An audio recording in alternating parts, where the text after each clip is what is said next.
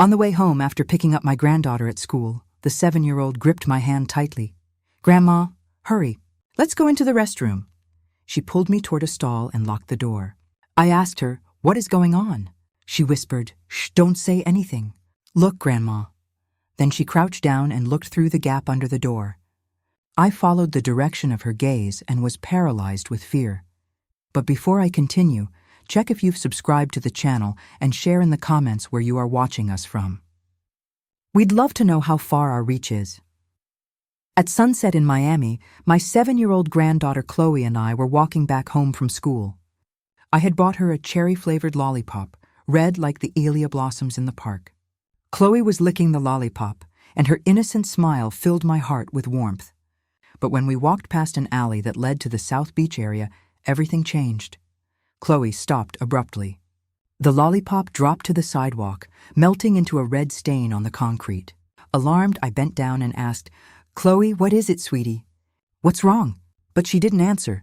Her big eyes were wide open, staring fixedly at an invisible spot behind me. Her face went pale, her lips pressed tight, and before I could understand what was happening, she squeezed my hand hard, her little nails digging into my skin. "Grandma, fast!" Her voice trembled, almost pleading.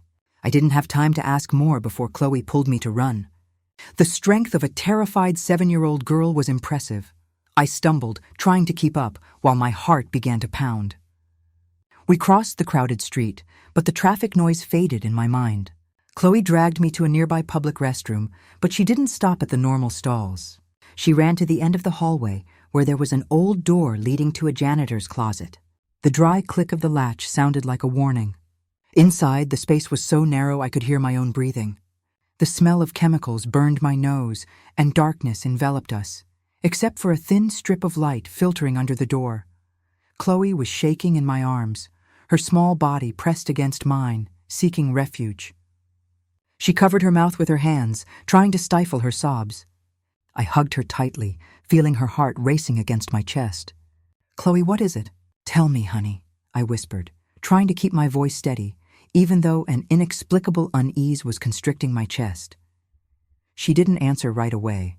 Instead, she pointed. "Yes, look, Grandma." Her voice was barely a thread, trembling, as if speaking louder might summon something terrible. I crouched down and squinted to look through the gap. At first, I only saw the dirty floor and blurred shadows, but then a pair of bright red high-heeled shoes appeared before me like 2 lit-up cherries in the gray. They moved slowly, step by step, firm and deliberate. The sound of the heels, clock, clock, echoed on the floor, each strike like a hammer in my chest. My heart was pounding so hard that I feared Chloe could hear it. I recognized those shoes. They were Lucy's, my daughter-in-law's, the same ones she had worn to my son Charles's birthday party the week before. Chloe hid her face in my lap, her little body rigid like a trapped bird. Through the gap, I saw the shoes stop in front of the first stall. A dull thud sounded as the door opened, then another as it closed, and then she moved to the second, the third. The thuds continued, rhythmic, cold. She was checking them one by one, like a hunter searching for her prey. My heart sank. I didn't understand what was happening, but Chloe's terrified gaze and the presence of those red heels told me it was no coincidence. Suddenly, a voice sounded sweet but chilling. "Chloe, sweetheart, are you in here?" It was Lucy's voice. I had heard it hundreds of times, calling Chloe to dinner, laughing with customers at the bakery, talking tenderly to Charles. Chloe flinched in my arms, hugging me tighter, as if she wanted to disappear inside me. I stroked her hair, trying to calm her, but I was trembling too. The footsteps approached until they were right in front of the door of the room where we were hiding. The shadow of the heels projected under the door, covering the thin line of light, the only connection we had left with the outside world. I held my breath, feeling the air in my lungs run out. The steps stopped. Silence. A thick, terrifying silence, as if the world were holding its breath, waiting for something to explode. Suddenly, a phone ringing broke the stillness with a sharp sound. I heard Lucy mutter something in annoyance. The heels sounded again, moving away toward the exit. The clock grew fainter until it disappeared. Even so, I didn't dare to breathe heavily, fearing it was a trap. Chloe was still clinging to me, her body shaking. And amidst that trembling, I couldn't help but remember the days when everything began. I am Elizabeth Miller, 62 years old and a widow. I live in Miami, where the sound of the waves and the smell of toasted bread mark the rhythm of life. The bakery Seaside Suites tucked away in the Art Deco district is not just my workplace, but also the home of my heart. Every morning before the sun rises, I get up, and with my hands rough from flour and years, I begin to knead and bake fresh croissants and bagels. This bakery is everything I have. It's the place where I raised my only son, Charles, alone. After my husband died in a storm at sea almost 3 decades ago, Charles was always a quiet and kind young man. From a young age, he ran around the bakery, helped me clean the tables, arranged the bread on the shelves, or carried the heavy sacks of flour. He wasn't like the other boys in Miami, who preferred to spend time at the beach, drinking soda and laughing loudly. He preferred to stay in the bakery, reading or fixing the old oven. And then Lucy Smith appeared like a new breeze that entered our lives. She was a regular customer, a young architect who had just moved from Atlanta. Lucy always came in smiling, her shiny black hair pulled back in a high ponytail, and her eyes sparkling like the sun reflecting on the sea. "Mrs. Miller, your bread is the best in the city," she used to say with a voice sweet as honey. I would smile and tell her she was exaggerating, but inside I felt comforted. Lucy had that way of making others feel seen and valued, and I noticed her eyes sparkled even more when she talked to Charles. Charles, who had always been reserved and shy, began to change. He laughed more and even shaved more carefully on days he knew Lucy would stop by the bakery. I saw him in front of the mirror adjusting his shirt, and I knew his heart had awakened. A year later, they got married. The wedding was held on the beach, simple but warm. I stood amidst the sound of the waves and the laughter, with tears falling silently, not of sadness but of happiness. I thought that finally Charles had found his partner and that our small family was complete. Lucy brought Chloe, her 7-year-old daughter, from a previous marriage. The girl's father, Jason, had died in an accident. She only mentioned it once, and I didn't want to ask more. Chloe was a beautiful girl with big round eyes and slightly curly hair. The first time she saw me, she handed me a drawing of a red Alia flower. "This is for you, Grandma," she murmured, her cheeks flushed. My heart melted. Since then, I loved her like my own granddaughter, always keeping a small croissant in my pocket to make her smile. At first, our life seemed like a dream. Lucy was a wife, and she wasn't perfect. She cooked delicious meals. The smell of homemade turkey pot pie filled the entire apartment above the bakery. She redecorated the house, changed the curtains, placed plants on the balcony, and transformed my small kitchen into an organized and bright space. But I gave one to Chloe, smiling. "This is for you." But Lucy, who was in the kitchen, took the bread from the girl's hands and replaced it with a plate of perfectly sliced fruit. "Too much sugar isn't good for her, Mom," she said in a soft but firm voice. Chloe lowered her head without saying anything, although her eyes looked at me as if asking for forgiveness. I started paying attention to Chloe's gaze. She watched her mother, not with affection, but with a strange caution, as if she feared doing something wrong. One night during dinner, Chloe accidentally spilled a glass of sweet iced tea. The glass broke on the floor, and the girl turned pale, her hands trembling. Sorry, Mom," she stammered while picking up the pieces. Lucy didn't scold her. She just smiled. "It's okay, honey." Chloe cleaned up in silence, head bowed, as if afraid of being punished for a simple mistake. Another time, I sewed Chloe a rag doll. When I gave it to her, her eyes shone and she hugged it tightly. "It's beautiful, Grandma," she whispered. But a few days later, while cleaning her room, I found the doll hidden under the bed, as if she was afraid someone would discover it. My suspicions turned into a dark cloud one afternoon when I returned home earlier because I had forgotten my handkerchief. I went up the stairs slowly, not wanting to interrupt anyone. As I passed Chloe's room, I heard Lucy's voice. "Chloe, what did I promise you?" "Huh? Never lie to me. I know everything." There was no sweetness, not a trace of tenderness. I froze, my heart pounding. I pushed the door open, trying to seem calm. "I'm back," I said, my voice shaky. Lucy turned around immediately. Her perfect smile returned as if a switch had been flipped. "Oh, you're back, Mom. Chloe and I were playing storytelling," she said in a kind tone, as if nothing had happened. But Chloe stepped back, and her eyes looked at me pleadingly, begging me not to leave. I smiled back, but inside I knew that Lucy's was just a mask. Behind it was something that wasn't right. And now, after the sound of Lucy's heels faded in the distance in the small janitor's closet, I waited 2 more minutes, my ear tuned to any noise. Outside, I only heard the murmur of the waves mixed with the distant shouts of someone selling cold sodas. There were no more footsteps, nor Lucy's sweet and terrifying voice. I opened the door carefully, just enough to let in a thread of light. Through the gap, I saw that the restroom was completely empty. I held Chloe up to walk out. Her legs were so weak that she practically leaned entirely on me. As I left that suffocating space and breathed the salty sea air, I thought I would feel relief. But it wasn't so. Chloe began to tremble uncontrollably, as if the fear contained for so long had finally been released. I led her to a stone bench under a sea almond tree overlooking South Beach. I bought a bottle of water from a nearby street vendor, gave it to her, and spoke softly. "Take a sip, honey, then tell Grandma what happened." Chloe held the bottle tightly, but didn't drink. She just shook her head, hugging herself as if she wanted to become invisible. I sat down next to her, put my hand on her shoulder, and tried to keep my voice calm. "It's okay, Chloe. It's just you and me here. You can tell me anything."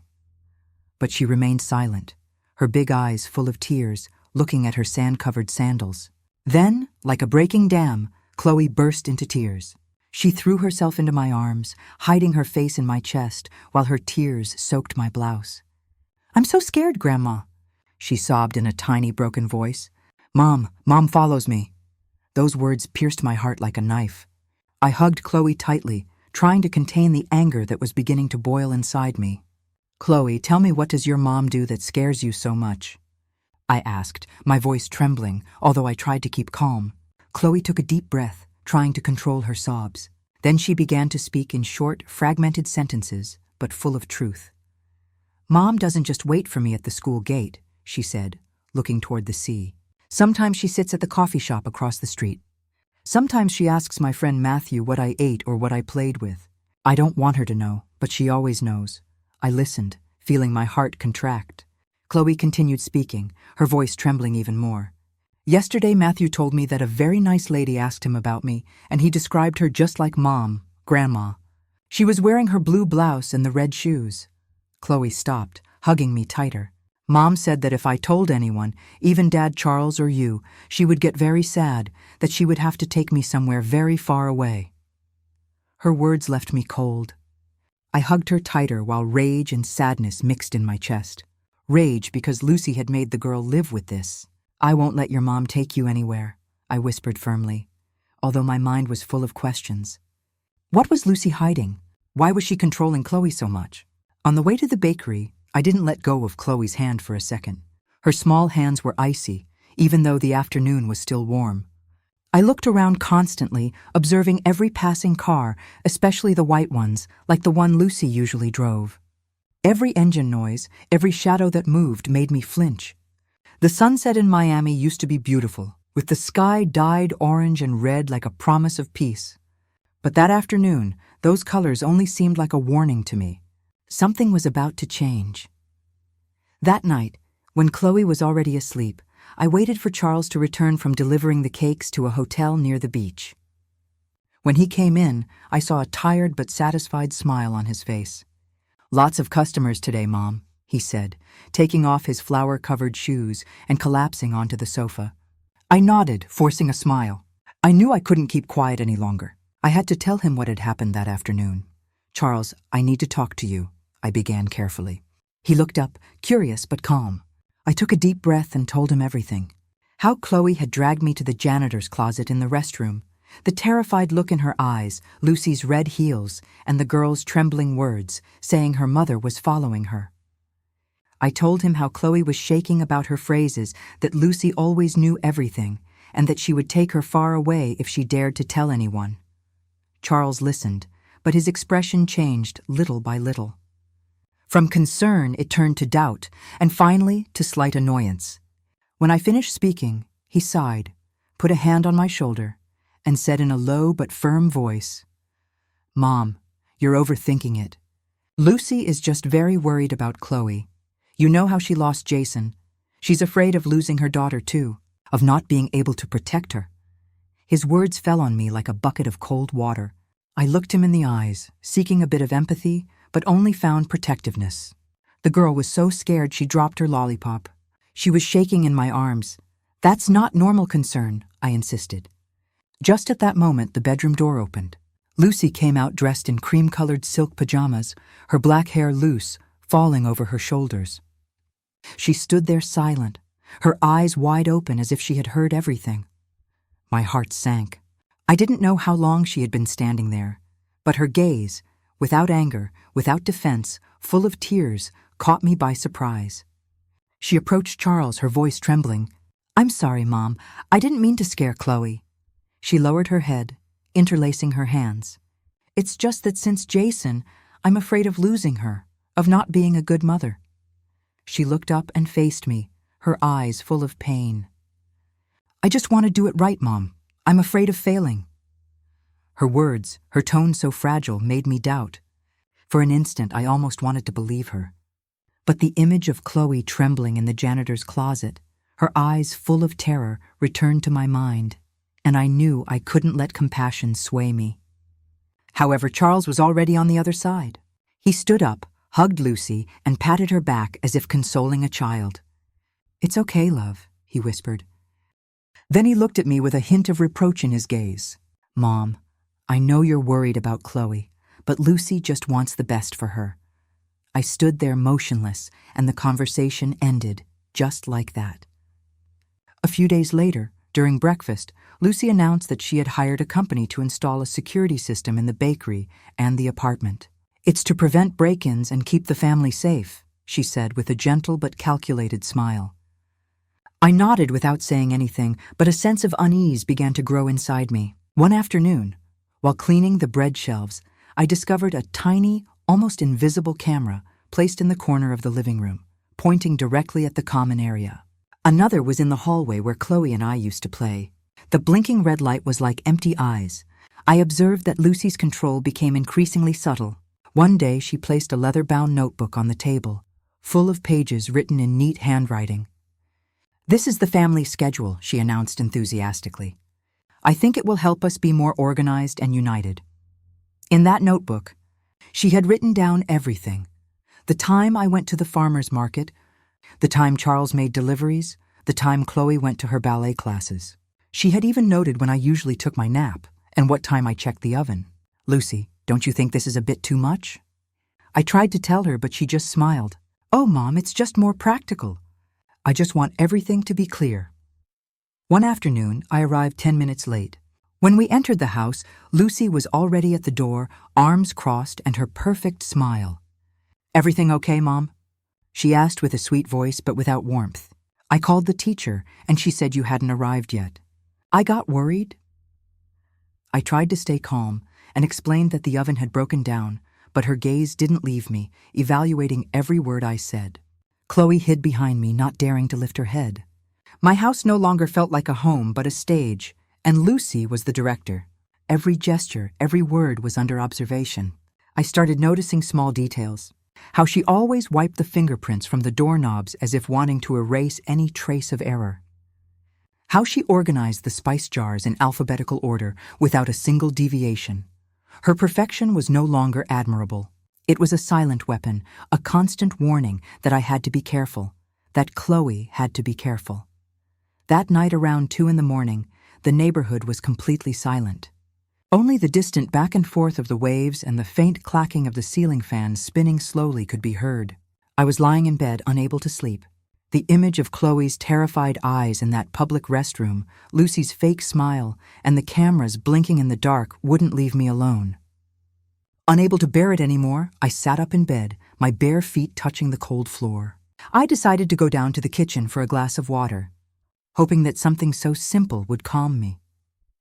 The hallway was dark, illuminated only by the faint moonlight filtering through the window, drawing shadows on the wall. As I passed the main bathroom, a sharp crash froze my blood. Crash. The sound of something breaking rang out with a force that was not accidental. It wasn't the noise of a cup falling, A yellowish light filtered through the gap, spilling onto the tiles like a dangerous invitation. Inside, I heard agitated, broken breathing like someone who had just run a long distance. I took a deep breath, trying to make my own breath as silent as possible, and advanced cautiously. My trembling hand touched the door, and I pushed it slowly, just enough to look inside. Lucy was standing with her back to me, facing the large wall mirror. The white light of the fluorescent bulb projected a long, distorted shadow onto the floor. In the white porcelain sink, fragments of a hand mirror shone like tiny abandoned diamonds. A few drops of dark blood fell from her right hand, spreading over the porcelain like abstract stains of a disturbing painting. Lucy seemed not to notice the wound. She remained motionless, her eyes wide open, staring fixedly at her reflection in the large mirror. That gaze was empty, lifeless, as if talking to an unknown version of herself. Then she began to murmur in a voice so low that I had to strain to hear. "It wasn't my intention. I told you it wasn't my intention." Her voice trembled, as if trying to convince someone or convince herself. She held her head with her good hand. Her body swayed slightly as if caught in a delirium. I stayed still, my heart pounding so hard that I feared she could hear it. Suddenly her voice became clearer, more desperate. He was the one who fell. He slipped. I just pushed his hand away. Those words chilled me. I felt a coldness run through my body, as if someone had thrown a bucket of ice water on me. Who was she talking about? The image of Jason, Lucy's ex-husband, appeared in my mind, but no, it couldn't be. The report said it had been an accident. Or was there something I didn't know? Fear and doubt mixed inside me, making me feel like I was standing on the edge of a cliff. Unable to contain myself, I asked in a trembling voice, "Lucy, who are you talking about?" My voice broke the silence, and Lucy jumped. She turned around sharply. Her eyes went from empty to completely terrified when she saw me. For a second, I saw pure panic in her gaze, like a cornered animal. But immediately she blinked, and a forced, twisted smile appeared on her lips. "Mom, you scared me," she said, trying to sound calm, but her voice sounded strange, dry in the middle of that silence. "I just had a nightmare, a horrible dream." Lucy quickly wrapped her bloody hand in a towel, avoiding my gaze. She hurried past me, murmuring over and over, "It was just a dream, Mom." But I knew it wasn't a dream. The way she had said he fell wasn't the way of someone who had just woken up scared. It was the voice of someone trying to convince herself of a lie, of someone hiding a terrible truth. That very night, I decided I couldn't stand idly by. I had to find out who he was. The next morning, when the sunrise was just beginning to illuminate the sky, I was already in the kitchen with a cup of coffee in my hands. When Charles and Lucy came down for breakfast, I tried to maintain a serene tone and told them I had to visit a sick cousin in a small town near Sarasota, and that I would probably return late. Lucy smiled and nodded. "Take care, Mom. If you need anything, call me." Her smile, as always, perfect but cold. Charles only looked up from the newspaper to nod. In reality, I didn't go to Sarasota. I went straight to a small cafe in the historic district where the cobblestone streets and blooming azaleas created a calm atmosphere far from Lucy's control. I chose a secluded corner where none of her cameras could see me. There, I met with Richard Johnson, my late husband's best friend, a retired police chief from Atlanta. He was a man I trusted completely. Someone who had shared nights of bourbon and conversations about the sea with my husband under the moonlight. Richard sat across from me. His wrinkled face showed the years, but his eyes were still as sharp as when he worked. I told him everything. Chloe's terrified eyes, the red heels in the public restroom, the chilling scene in the bathroom the night before.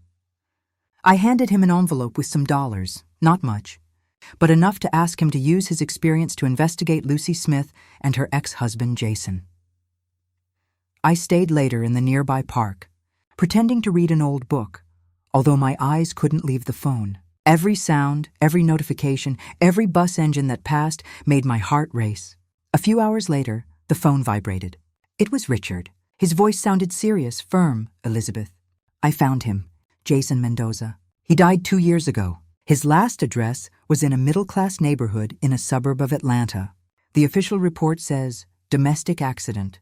Fall down the stairs. Too fast." Then he sent me an address by text message along with a warning. Be careful, Elizabeth. Something's not right. Those words left a weight on my chest as if I had just touched an icy secret. Without thinking twice, I took the first bus to Atlanta. The trip lasted several hours. The scenery outside the window changed from the green palm trees by the sea to the arid hills of the plateau. I leaned back in the seat, my hands clutching my old cloth purse, while a single question spun in my head. What really happened on those stairs? The image of Lucy in front of the mirror murmuring, "He fell only," repeated over and over like a stuck film. I tried to imagine Jason, the man Lucy hardly ever talked about, beyond mentioning that he had died in an accident. But the tone of panic in her voice the night before, the blood in the sink, and Chloe's terrified gaze all told me that it had been something much more terrible than a simple accident. Upon arriving at the suburb of Atlanta, I looked for the address Richard had sent me. It was a 2-story house, painted light blue, with a white fence and small cactus pots in front of the yard. But another family lived there now, a young couple with children whose laughter could be heard from the windows. I stood in front of the gate, feeling lost and confused. What should I do? Knock on the door and ask about someone who lived there 2 years ago? I was about to leave when an older woman who was watering some flowers in the neighboring house looked at me with curiosity. She was wearing a somewhat worn floral dress and had her white hair pulled back in a low bun. I gathered my courage, approached her, and told her I was a distant relative of Lucy's family. "I just want to know a little more about her life before," I said, trying to sound natural, although my heart was pounding. The woman, whose name was Helen, watched me for a moment, as if trying to decide if she could trust me. Then she smiled, invited me into her patio, and offered me a glass of fresh lemonade. "Sit down, dear." After a few minutes of light chat about the weather and the neighborhood, she began to talk. "Lucy, yes, a very pretty girl, but she always seemed tense," Mrs. Helen said, lowering her voice as if afraid someone might hear. "Her husband, Jason, was a good man. He always brought donuts for the neighborhood kids and smiled all the time." She told me that their life looked perfect from the outside.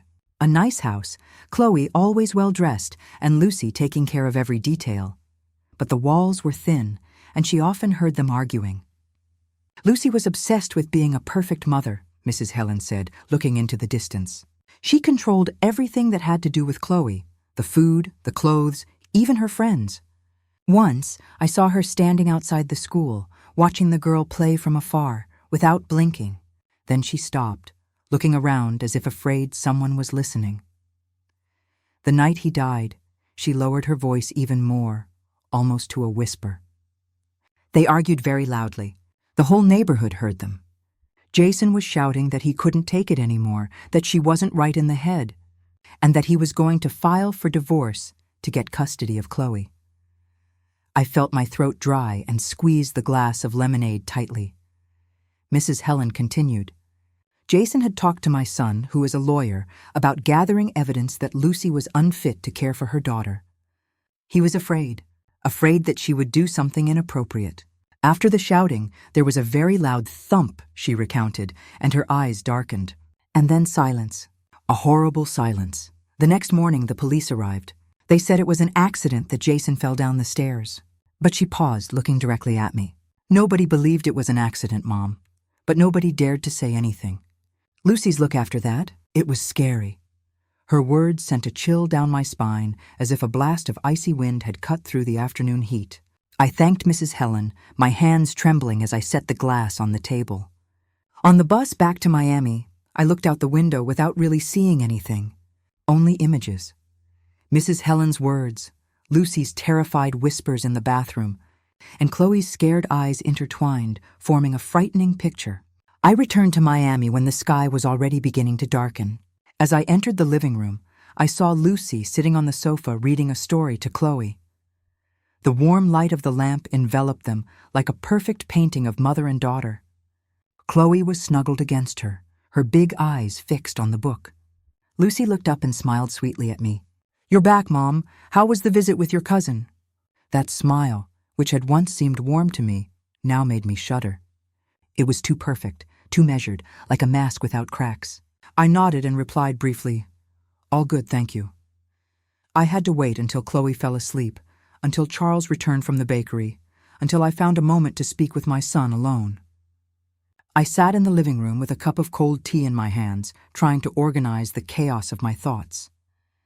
The image of Lucy in front of the broken mirror, her trembling voice, and Mrs. Helen's account mixed in my mind like a whirlwind dragging me to the center.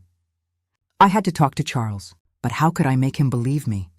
How could I destroy my son's faith in the woman he loved without destroying our family at the same time?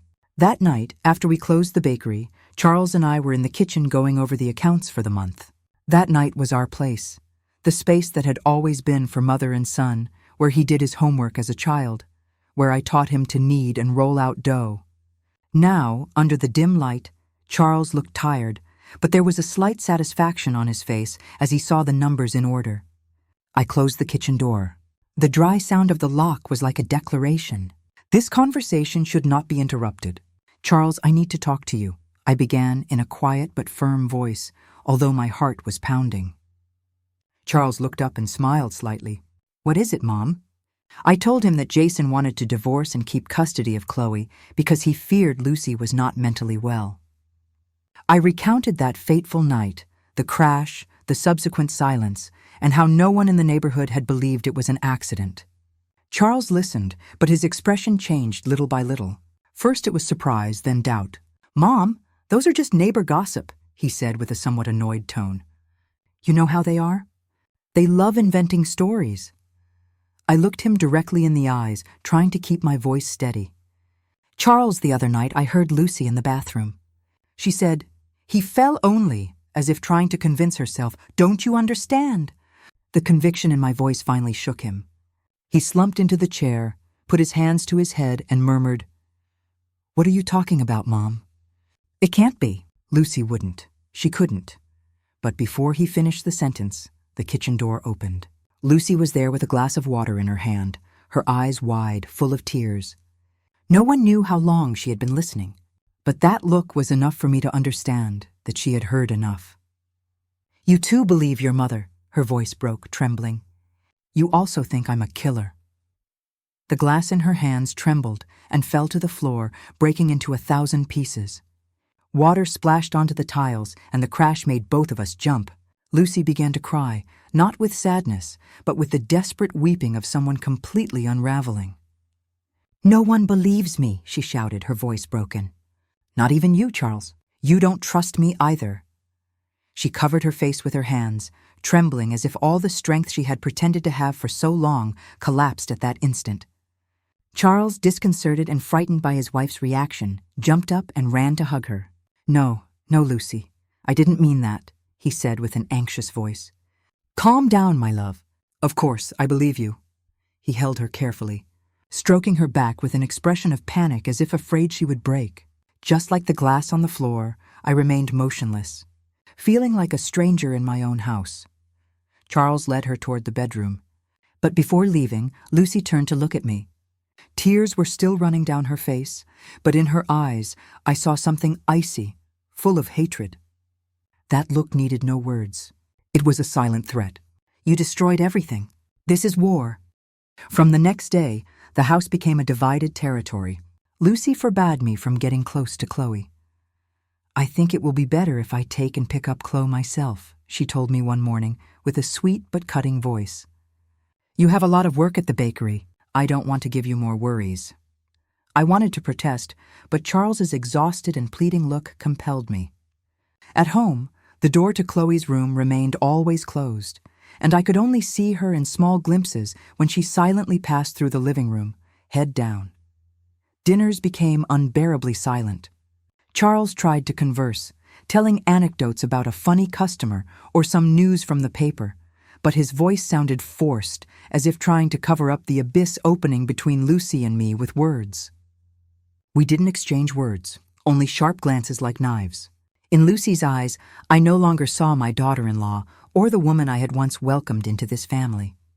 Now I saw someone who considered me her enemy, the greatest threat to the secret and the life she had built. At midnight, a strange noise woke me up. I sat up abruptly, my heart racing, my bare feet touching the cold floor. I pressed my ear to the wall, trying to hear better. Lucy's voice resonated low but insistent. "Hurry, Chloe, put on your coat." We're going on an adventure like the princesses in the stories. Then I heard Chloe's voice, small but full of fear and resistance. I don't want to go anywhere. I want to stay with Grandma and Dad Charles. Mom, let go of me. Her heartbreaking cry was like a knife that pierced my heart. Without thinking, I ran out of my room barefoot down the dark hallway. The front door was wide open. The cold sea wind entered, dragging the salty smell. I ran to the balcony and looked out at the coastal street, deserted, illuminated only by a few yellow streetlights. Under that dim light, I saw Charles's van, the one he used to deliver bread, with the engine running. Lucy was pushing Chloe toward the back seat. The girl resisted, her small hands trying to push her away. Her crying was muffled when the vehicle door slammed shut. The engine roared and the car disappeared into the darkness. The red tail lights blinked like two furious eyes before disappearing around the curve at the end of the road. I stood there paralyzed, feeling the ground open beneath my feet. Without thinking, I ran to Charles's room and knocked hard on the door. "Wake up. Lucy took Chloe. She took your van." Charles sat up startled, still half asleep. But when he saw my expression, he got up immediately. "What are you saying, Mom? Where did she take her?" he asked in an alarmed voice. I told him everything I had seen, trembling but determined. Panic was reflected on his face. He picked up his phone with trembling hands and checked an app. "The GPS! I have the tracker on the van!" he shouted with a gleam of hope in his eyes. On the screen, a red dot was moving quickly toward the north. We got into my car and sped down the highway toward the airport. Along the road, Charles called the police to report a child abduction. His voice trembled between fear and rage. "They say they'll block the exits," he muttered. But both of us knew we couldn't just wait. I clutched the door handle, my eyes fixed on the red dot on the phone. The highway was long and dark. Only our car's headlights cut through the night. The sea roared outside, and the wind whistled as it passed through the slightly open window. Charles didn't say a word. His hands clung to the steering wheel, his eyes reddened, as if fighting the thoughts that devoured him inside. After almost an hour, the red dot stopped in an isolated area by the sea. A patrol car also arrived. The headlights illuminated the entire place. Charles's van was there with the doors open, but empty. Further ahead on the sand by the water, I saw a figure. It was Lucy. She was holding Chloe against her chest. The girl's body was trembling.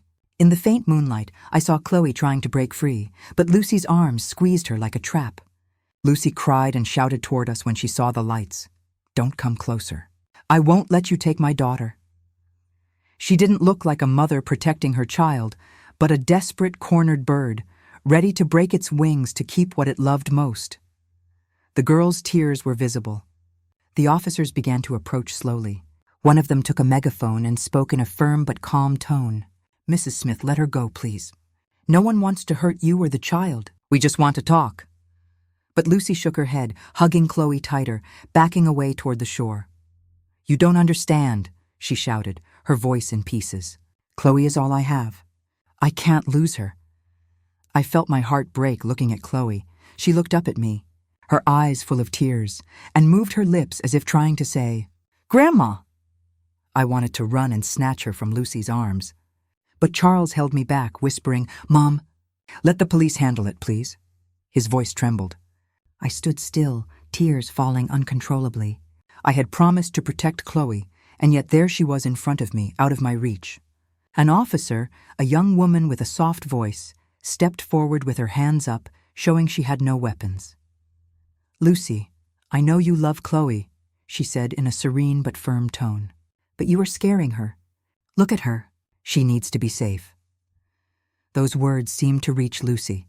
She looked at Chloe, and for an instant I saw pain cross her eyes.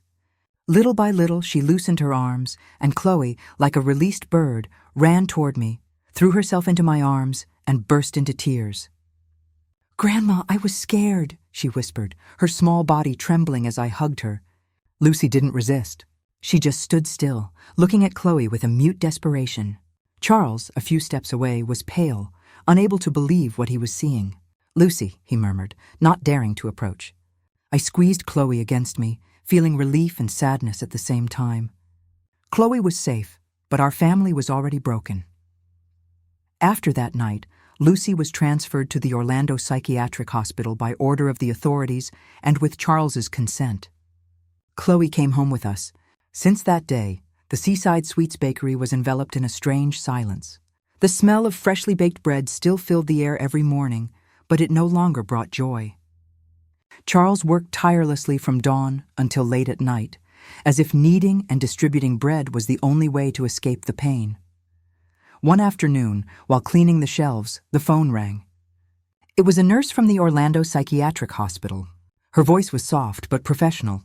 "Mrs. Miller, Mrs. Smith's condition has improved. She has started talking and she wants to see you and Mr. Charles." I stood motionless, clutching the cloth in my hands. "See, Lucy." After everything that had happened, a part of me wanted to refuse to leave everything behind. The road wound through dry hills until it reached the hospital situated on a green hill. The white walls and well-kept gardens gave a strange sense of peace, completely opposite to the chaos inside me. I took Charles's hand as we entered, feeling it tremble.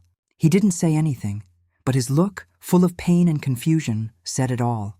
They led us to a common room with large windows that overlooked the Sierra Madre Mountains. And there, by the window, was Lucy. She had changed. She no longer had the shiny black hair or the elegant silk outfits. She was sitting, looking outside with a lost expression. When we entered, she didn't turn around immediately. Charles spoke first, his voice trembling. "Lucy, we came to see you." I heard the pain in his tone, as if every word weighed tons. Lucy flinched slightly and looked at us. Her eyes no longer had that cold hatred I remembered, only a deep, infinite sadness. She nodded and motioned for us to sit down. Silence filled the room, interrupted only by the wind coming through the window. Then she began to speak, her voice trembling and weak, as if the words had been trapped inside her for years. "My mother left me at the door of an orphanage," she began, her gaze fixed on the distance.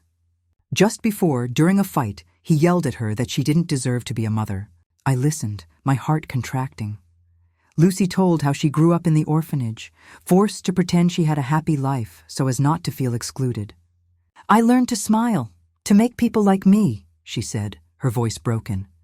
"But I was always afraid of being abandoned, of being seen as a person with no origin, no worth." I watched her, and for the first time, I didn't see the perfect woman with the impeccable smile, but a frightened child trying to hide her pain behind a shiny mask. One sun-drenched afternoon, I was behind the counter teaching Chloe how to sprinkle powdered sugar over the freshly baked croissants. She wore an apron that was too big and carefully used a star-shaped paper mold to decorate the pastries. "Look, Grandma, how pretty!" she exclaimed, her eyes shining as the sugar grains fell, forming a bright star. I smiled, unable to contain the joy of seeing her so full of life.